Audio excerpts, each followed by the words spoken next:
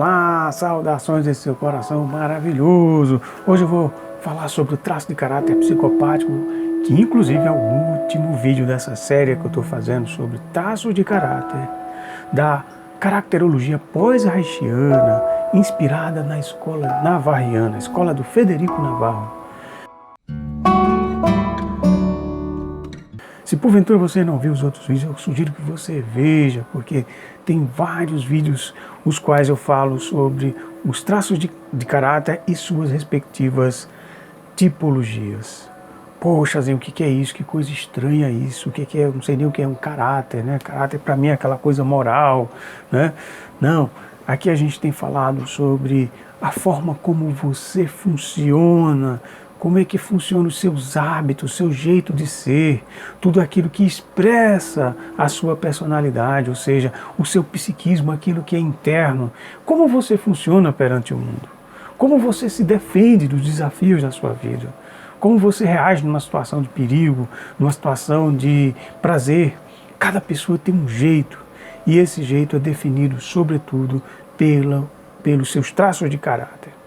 Isso foi designado e descrito pelo Wilhelm Reich, que inclusive foi e é o pai da psicologia corporal, né? Ele foi um discípulo de Freud que desenvolveu esse trabalho maravilhoso, intenso e verdadeiro para a gente se conhecer como funciona o nosso caráter. E daí ele desenvolveu a análise do caráter. E o Frederico Navarro foi um dos discípulos, inclusive um dos que, através de Ola Hacknes, foi o que ficou com a designação de fazer, inclusive, uma leitura atualizada sobre a caracterologia reichiana. É claro que tem várias escolas, inclusive eu tenho vídeos aqui que eu falo com muita influência da escola da bioenergética, falo também com a influência, né, da doutora Helena Campiglia, que faz um elo da medicina tradicional chinesa com o pensamento reichiano. Bom, como eu já falei em vários vídeos, eu falo, quando eu falo em caráter, não é no sentido moral, é no sentido, sobretudo, das características que você repete, é o conjunto de hábitos, né, que faz você funcionar, né, que faz você reagir. E esses traços, por isso são chamados traços. Por que são traços? Porque, em linhas gerais, a gente pode dizer que na ótica reichiana, nós temos uma predisposição natural para desenvolvermos um caráter puro. O que seria um caráter puro? O que seria um caráter genital? Seria exatamente a gente funcionar de uma forma inteiramente natural, espontânea, expressando a totalidade do nosso potencial como ser humano. Só que não é isso que acontece. A gente expressa muito pouco do nosso potencial. A nossa forma de funcionar, ela é influenciada pelos traumas, pelos desafios, os problemas que a gente teve, sobretudo na primeira infância. Eu gosto de fazer uma analogia como se a gente fosse fazer um bolo. Poderíamos dizer que a nossa fase infantil é como se fosse aquela fase em que você está preparando o bolo, você está misturando os ingredientes. Então se tem um ingrediente a mais, um ingrediente a menos, se a fermentação não foi boa, vai ter, ou foi boa ou foi exagerada, o pão ou o bolo vai ter um formato diferente, vai ter um jeito diferente. Quando ele vai para o forno, você não tem muito lá o que fazer. E é basicamente o que acontece conosco. É claro que os traços de caráter também eles podem ser modificados de acordo com o grau e a intensidade do que foi feito na infância, da intensidade do trauma. Assim como o bolo, de acordo com se você colocou realmente um ingrediente muito a mais ou muito a menos, é muito mais difícil você fazer algum recheio, alguma compensação ali na frente, né, depois que ele for para o forno. Então, do mesmo jeito funciona a gente. A gente tem essa marca que a gente leva, que se torna, digamos, a lente que a gente começa a enxergar o mundo, e a gente começa a funcionar. E a gente vai pegando pedaços dessa genitalidade. Né? Se a gente desenvolve um traço de caráter, é porque significa que a gente desenvolveu uma defesa, uma compensação. Então eles são importantes, porque sem eles a gente também não funcionaria. Significaria, se a gente não desenvolveu nenhum traço de caráter, significa que a gente entrou num processo de uma psicose. A gente não conseguiu, o trauma foi intolerável, foi grande demais para a gente suportar. E aí na ótica da escola navarriana, os principais momentos que a gente passa é sobretudo o que é chamado na fase da gestação e na fase de amamentação, que é a chamada fase oral. Essas fases são basicamente definidoras do que vai acontecer conosco, sobretudo nas outras fases. As outras fases, que são essas outras fases, hein? A fase anal, que inclusive a gente falou nos outros vídeos, onde a gente desenvolve lá o caráter psiconeurótico, né, o traço de caráter psiconeurótico. E depois vem a fase, que fase é essa? Por que é fase anal? Porque é a fase em que a criança está controlando seus esfíncteres. É a fase em que a criança saiu dali do processo de amamentação, pelo menos teoricamente, e ela começou a desenvolver ali o quê? Um controle maior dos seus esfíncteres, ela conseguiu manipular os objetos, descobrir o diferente, ela começa a se desvincular da mãe, porque até então a criança ou ela está fundida com a mãe no processo de gestação, assim como na fase de amamentação ela está num processo de simbiose com a mãe. Ela acha que ela é uma interação, um processo de interdependência muito grande entre filho e mãe, então ela basicamente se vê na mãe. Agora, quando se chega no processo da fase anal, a criança já começa a se distanciar, já percebe o diferente, já percebe que tem um outro ali, que tem uma família, então ela já começa a andar, né? Então ela vai desenvolver uma série de traços, um traço psiconeurótico com as suas respectivas tipologias, os quais eu falei em outros vídeos. Quando ela avança mais um bocadinho, ela começa a descobrir, ou seja, quando a libido começa a passar pela sua região genital, quando ela começa a descobrir a sexualidade, ela começa a ter uma identidade, a perceber as diferenças no mundo, ali ela desenvolve um traço de caráter chamado psiconeurótico. E aí ele tem também os seus desdobramentos, os quais eu falei em outros vídeos aqui. E nesse caso, a gente vai falar do traço psicopático, que se forma justamente, ele começa na fase anal, no início da fase anal, e em linhas gerais, estou falando aqui em linhas gerais, sobre a ótica navarriana, ele vai se completar sobretudo na fase que é chamada fase fálica.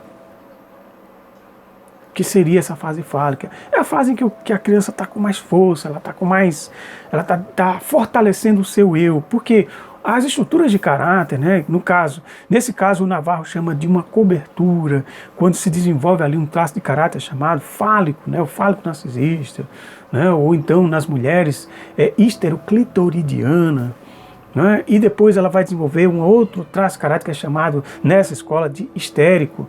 Né. Quando se desenvolve esses traços, na verdade são coberturas, são estruturas protetoras que protegem exatamente as duas primeiras estruturas, os quais eu falei em outros vídeos, que é a estrutura núcleo-psicótica e a estrutura oral, que é chamada, na ótica navarriana, de borderline.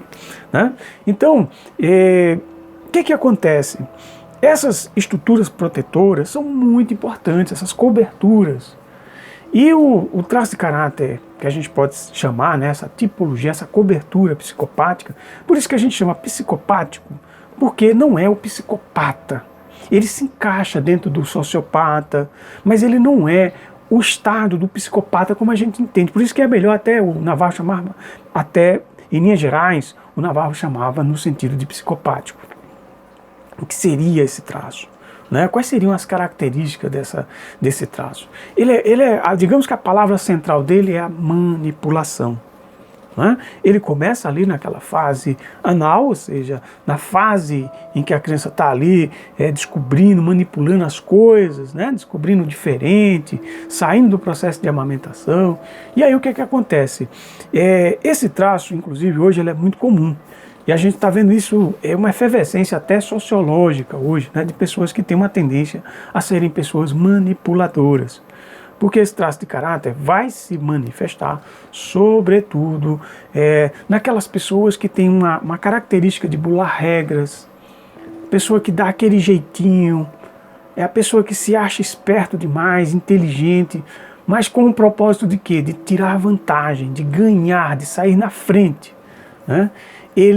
Agora, é claro que tudo vai depender do grau de comprometimento. Até porque esse traço de caráter, em linhas gerais, ele é formado, como eu já falei, tanto na fase anal como na fase genital. Então ele vai passando por todas essas outras fases. Por isso que ele vai manifestar características de todos os outros traços também, porque ele passa por outras. E aí, dependendo do grau, então ele vai manifestar essa defesa, e é uma defesa muito difícil, inclusive para o processo terapêutico, porque é uma pessoa que tende a não procurar tratamento, não é uma pessoa que, até pelo seu processo, né, de manipulação, ele não se considera, inclusive, que precisa de tratamento, porque ele tem medo de ser manipulado, ele tem medo de expor as suas fragilidades, inclusive é até, de uma certa forma, muito perigosa, porque geralmente essa pessoa ela vai ter uma fixação ou na fase, né, que é chamada núcleo psicótico, né, na fase de gestação ou na fase oral, que é a fase que desenvolve ali um traço de caráter borderline. Então o que acontece? Essa pessoa tem medo de revelar a sua vulnerabilidade, tem medo de perder o controle, tem medo que as pessoas invadam, que as pessoas controlem, que o controle. Então a gente vai ver que isso é muito comum. As pessoas que procuram posições de comando, pessoas que estão ali, que tem que estar por cima, eles têm que estar ali, tem que estar ali comandando. Isso não é nem por maldade, é uma defesa que a pessoa tem. Só que essa defesa ela é muito difícil porque faz com que a pessoa, por temer o processo de deprimir, por temer ser manipulado, é uma pessoa que não se importa com os sentimentos alheios. É uma pessoa que passa por cima mesmo. Então é uma pessoa que vai ter um processo de desconfiança muito grande. E para isso ele vai usar vários recursos, por isso que é delicado. Esse traço ele não é muito estudado, porque ele se disfarça muito. É uma pessoa que às vezes ele pode manifestar-se no processo, assim, em linhas gerais, numa forma de negociação, de uma forma de sedução, de uma forma também de vitimização. Às vezes você manipula, tem pessoas que a psicopatia manipula se sentindo vítima. Outras vezes é seduzindo também. Não no sentido, como se fala, no sentido navarriano, no sentido histérico, mas é no sentido de tirar vantagem, não é? No sentido de ganhar, de sair por cima, de sair ganhando, né? Não num processo assim especificamente também de enfrentamento. Pode ser confundido com um traço, ele tem algumas características, até porque ele se completa na fase em que se forma a cobertura fálico-narcisista. Então ele desenvolve inclusive até a musculatura, a parte superior é até parecida com o fálico-narcisista, só que tem algumas diferenças. Porque ele se disfarça, ele é como se fosse um camaleão, ele sai ali se camuflando, porque é muito esperto. Então os recursos não mede esforço para mentir, não mede esforço também para criar conflitos também. Não mede esforço para tirar alguma vantagem, né? E na sexualidade podemos dizer que é uma pessoa também que vai ser muito pautada no processo de controlar, de conquistar, mas não se envolver. Ou seja, ali o processo é mais, né, de ter aquele controle. É uma pessoa que tem a tendência muito de buscar o processo da prostituição, podemos dizer assim, em linhas gerais, né? O corpo, fisicamente, ele lembra, como eu já falei, o fálico narcisista. Mas só que tem diferenças, né? Isso é mais especificamente na parte superior. Há uma tendência maior, não quer dizer que isso seja uma regra, que essa pessoa seja triangular para baixo, né? Que ele tem essa parte muito para cima, né? Porque ele eleva muito essa região peitoral, afirma muito, até pela fase da formação desse eu, né? Então ele vai ter essa coisa, então vai se confundir, vai ter essa aparência parecida. Então a tendência dele. Agora, uma coisa que também vai se chamar a atenção, né? Às vezes é uma pessoa que tem ali olhos duros, olhos tensos, olhos penetrantes, com uma certa raiva, com uma certa disputa, uma intimidação. Digamos, seriam características. Não quer dizer que isso vai funcionar, até porque você vai conhecer isso. Isso é um processo que acontece no processo terapêutico. processo terapêutico é que vai avançar e que vai ajudar a pessoa a se conhecer muito mais. Isso aqui é só uma pincelada em linhas gerais para a gente fechar essa série, né, falando sobre o processo do traço de caráter psicopático. E o que vai ajudar esse psicopático ter um aspecto que mais se aproxima da sua genitalidade. A genitalidade seria, digamos, um aspecto, uma cobertura mais evoluída dessa pessoa, que se aproximaria mais do caráter puro. Poderíamos dizer que é uma pessoa que tem uma capacidade muito boa de ser líder. E se essa pessoa consegue, além de si, né, superar o medo de se expandir, de confiar nas pessoas, essa pessoa pode ter uma liderança muito positiva, ela pode ser uma pessoa que vai ajudar outras pessoas, inclusive, a crescerem, né? Então isso é um aspecto bom, porque cada traço de caráter eles trazem em si, no seu cerne, essa possibilidade de você desenvolver o que há de mais genital em cada aspecto que lhe tange. Aquilo que mais lhe marca é o que você deve buscar. É claro que você vai ter todas as outras coberturas, não necessariamente todas, mas a tendência de ter a maioria das coberturas, né? Você vai tê-las, só que uma vai ser marcada pelo o momento, pelo o estado traumático que marcou aquele estágio no qual você ficou ali, digamos, poderíamos dizer, fixado, onde a libido ficou ali fixada. Quando eu falo libido aqui, é num contexto amplo, no sentido que a gente pode dizer de toda a energia voltada para o crescimento, a força, a vitalidade do ser humano. Ele começa pela boca, vai para o ânus e nos genitais. São essas zonas erógenas, onde a libido, basicamente, ela forma o indivíduo, né? É claro que o traço de caráter sobre a ótica navarriana, em linhas gerais, ele vai se completar, sobretudo, no processo da adolescência, né? Então, olha, foi um prazer enorme fazer essa série. Espero que você veja os outros vídeos, né? Sugiro que estude bastante esse assunto, né? Claro que quando a gente fala de Reich, tem que ver qual é a escola que a gente vai estudar. E a escola navarriana é uma escola seríssima, que vale a pena estudar, que vale a pena a gente conhecer. E cada dia é um aprendizado. O que eu sei sobre isso é quase nada. Agora, esse pouco que eu sei já me ajuda muito e, de alguma forma, ajuda outras pessoas. Então, olha, saudações e muita luz. Uhul!